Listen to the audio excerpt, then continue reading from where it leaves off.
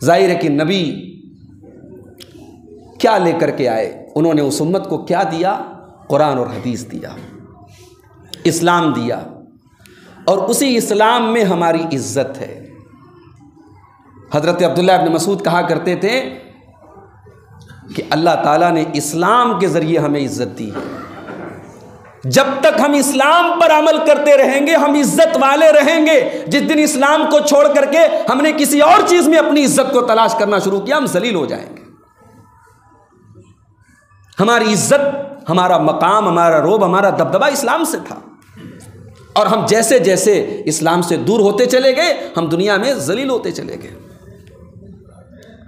और इस बात को अगर हम और अच्छे तरीके से समझना चाहें तो अबू दाऊद की वो हदीस अपने सामने रखें। अल्लाह के प्यारे नबी सल्लल्लाहु अलैहि वसल्लम फरमाते हैं, इज़ा तबायातुम बिलईनती व अखज़तुम अज़नाबल बकरी व रज़ीतुम बिज़्ज़रई व तरकतुमुल जिहादा सल्लल्लाहु अलैकुम ज़ुल्लन ला यंज़िउहु मिनकुम हत्ता तरजिउ इला दीनिकुम। मुसलमानों, जब तुम कारोबार में फ्रॉड करने लगोगे, बेईमानी करने लगोगे, तुम्हारी पहचान तो ईमानदारी से होनी चाहिए, सच्चाई से होनी चाहिए, लेकिन जब तुम्हारी पहचान बेईमानी हो जाए, मक्कारी हो जाए, झूठ और फ्रॉड हो जाए, वह अखज़तुम अज़नाबल बकरी, और तुम गाय की दुम पकड़ करके बैठ जाओगे,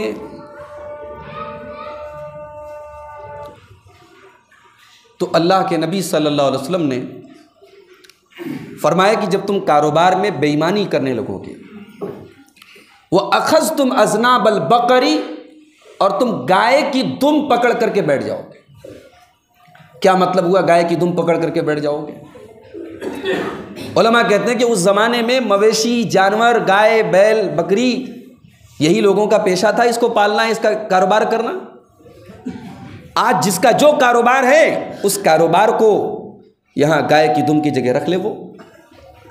यानी तुम्हारा सारा मकसद जो ज़िंदगी का होगा कि कैसे वो दुनिया का माल तुम्हारे हाथ में आ जाए। वह रज़ीतुम बिज़्ज़रई, और तुम खुश हो जाओगे खेती बाड़ी से, दुनिया के माल से, दौलत से। वह तरकतुमुल जिहादा, और अल्लाह की राह में कुर्बानी का जज्बा तुम्हारे दिलों से निकल जाएगा।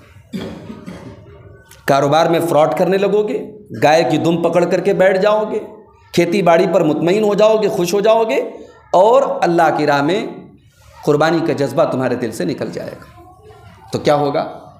सल्लल्लाहु अलैकुम ज़ुल्लन ला यंज़िउहु मिनकुम।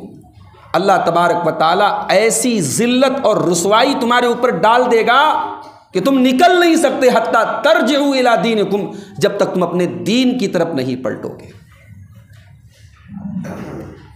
भाई कोई सेकंड ऑप्शन है ही नहीं है, कोई शॉर्टकट नहीं है हमारी कामयाबी का। कोई आ करके हमें फिर से 1400 साल पहले वाली इज्जत नहीं देगा। वो इज्जत हम खुद हासिल कर सकते हैं जब हम दीन पर दोबारा अमल शुरू करेंगे। कुरान मजीद की वो आयत में जो मैंने आपके सामने पढ़ी, अल्लाह ताला ने वही बात तो कही है, इन्नल्लाहा ला युगय्यिरु मा बिक़ौमिन हत्ता युगय्यिरु मा बिअनफुसिहिम। अल्लाह तबारक व तआला किसी कौम के हालात को नहीं तब्दील करता। कोई कौम अगर अच्छी हालत में है, उसकी अच्छी हालत को अल्लाह ताला बुरी हालत में तब्दील नहीं करता है। जब तक वो कौम अपने आमाल को तब्दील न कर ले, जब तक वो कौम अपने करतूतों को तब्दील न कर ले, अल्लाह ताला उसकी हालत को भी तब्दील नहीं करता है। तो आज हम जलील व खार हैं क्योंकि हम दीन से दूर हैं। और दीन की बुनियाद दो चीजें हैं। बुजुर्गों के वाकयात दीन की बुनियाद नहीं है, किस्से और कहानियां दीन की बुनियाद नहीं है। फला ने ये कहा, फला ने ये किया, फला ने ये किया, फला साहब 40 साल तक इशा के वजू से फजर की नमाज पढ़ते रहे, ये दीन नहीं है।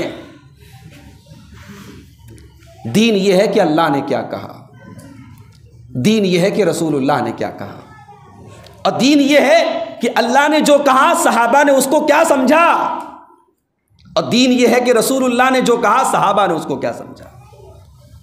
कुरान वही है, हदीस वही है।